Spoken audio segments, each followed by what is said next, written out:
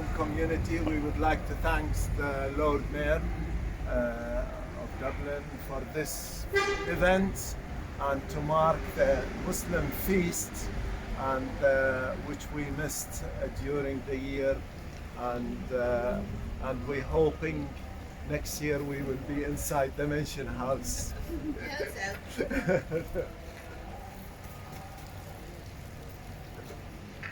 Yeah. Our program is going to be, the first thing we will be reciting verses from the Holy Quran. This is a Muslim way. If we have any events, we started with the small verses of the Quran, which is Faris, he's going to recite with the translation. And then Faris going to give us a short talk about the event which we missed during the year. We missed our big celebration, Eid al-Fitr, after the fasting of the Holy Ramadan.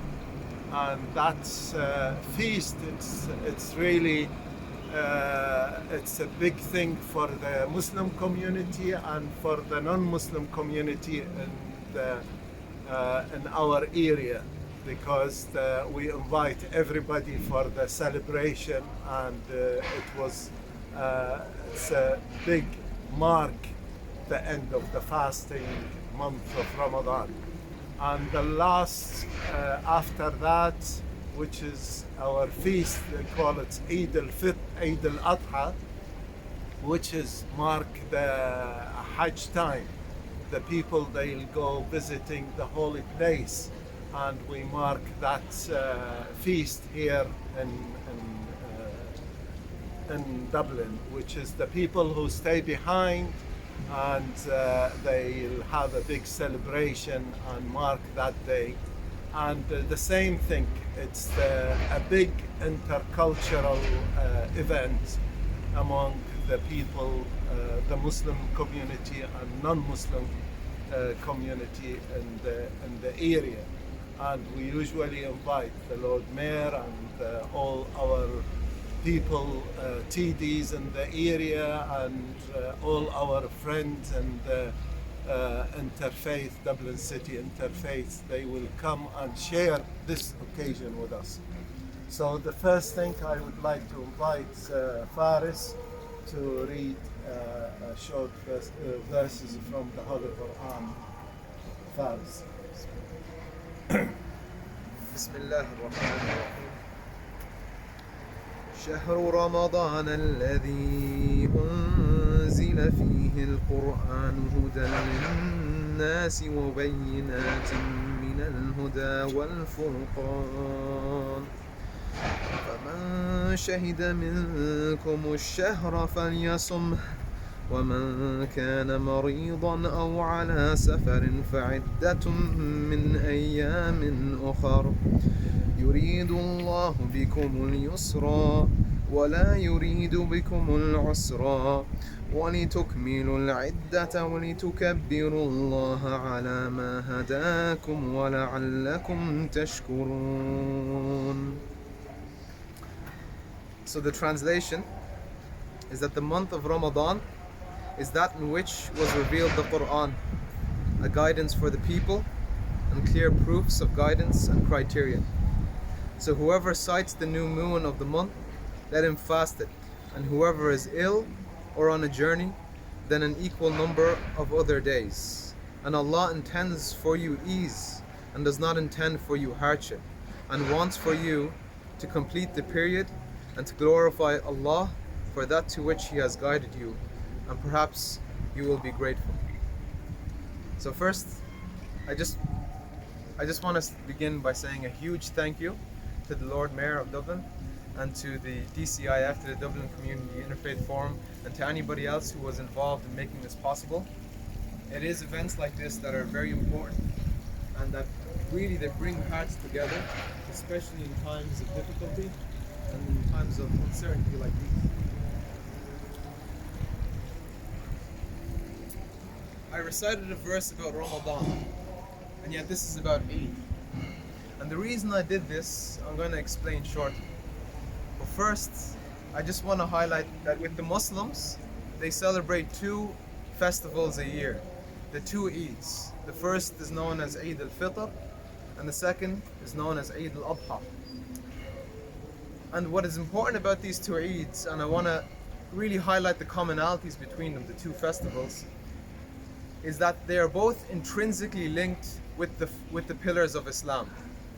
The two major pillars of Islam, which is the fasting in the month of Ramadan, that is the 9th month, and the Hajj pilgrimage.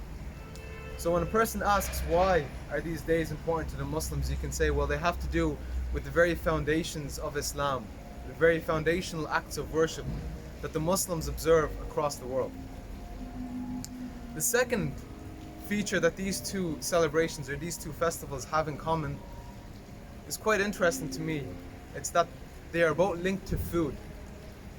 And I always thought that food has somewhat of a magic to it. It has an ability to bring people together. Even I remember when I used to be in the Islamic Society in college and we used to do an event or a program, our numbers would just increase 10 to 20 when we'd say free pizza or free drinks. So these are 2 days, 2 festivals, which number one, they are intrinsically linked to 2 major pillars of Islam, and 2, that these are 2 days that are about bringing people together, about unity.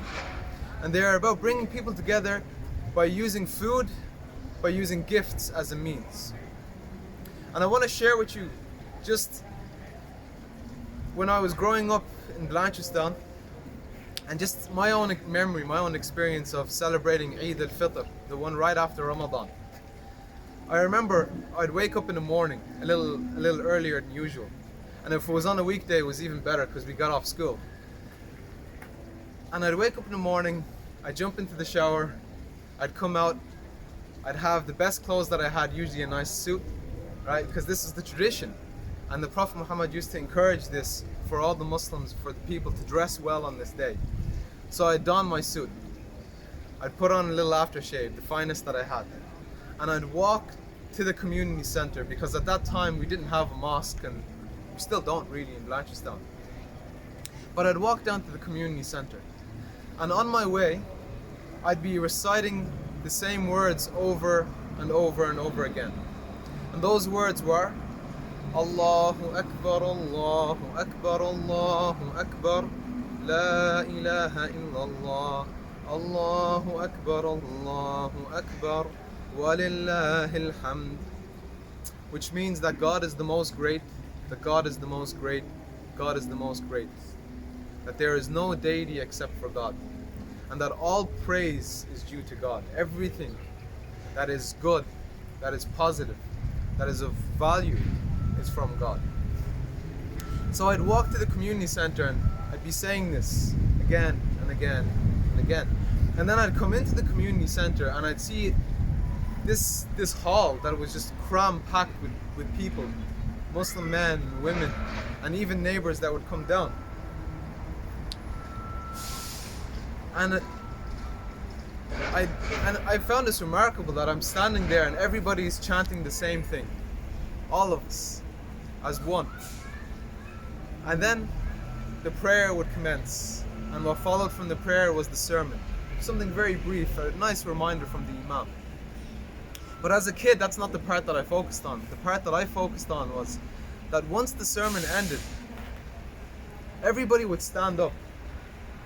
And people that I'd never met before in my life, or people who I probably knew on just a first name basis or I didn't know, would be smiling in my face and sending me salam, saying peace to you. And then they would be hugging me. And I'd be like, what's going on? So as a kid, there was something, quite an experience. And as you would hug each person, you'd say a little prayer for them as well.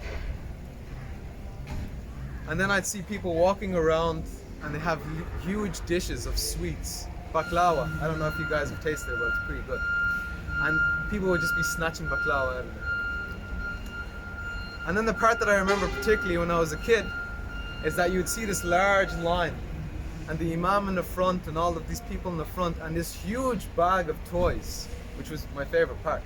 And all these kids would be gathering up excited and they'd come up and they would get their toy and then walk out and you see them with their little toy gun shooting at each other and playing around. And this for me, this was a day of unity. This is a day of smiles. This is a day of gifts, sharing gifts. And this was a day of food. This is a day that I remember as being something very happy growing up. So when you ask a Muslim, why is this day so important? Well, number one, just to sum up, this is a day that is intrinsically linked to the pillars of Islam, to the most important acts of worship to the Muslim. And number two, this is a day that would bring people together via food and via gifts and via prayers to one another.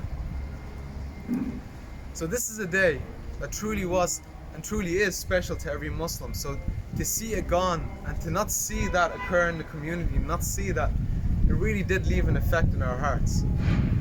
But it's efforts like this, and it is such a thoughtful thing to do, that just puts smiles in our faces. And I really do hope that in the future we can all share and eat together, and that we can share a meal together. Thank you very much. Thank you.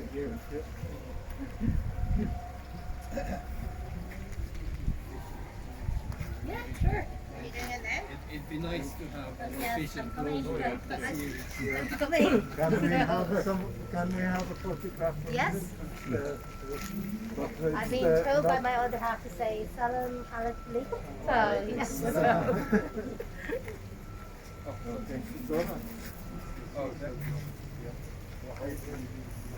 He was in Palestine as a human rights observer, so yeah. So masks or no masks? If you stand a bit further, you don't have to have masks. What is that? Well, I didn't put my makeup on, so I was like, I don't really mind either way these days. So if you stand closer, it's like masks, definitely.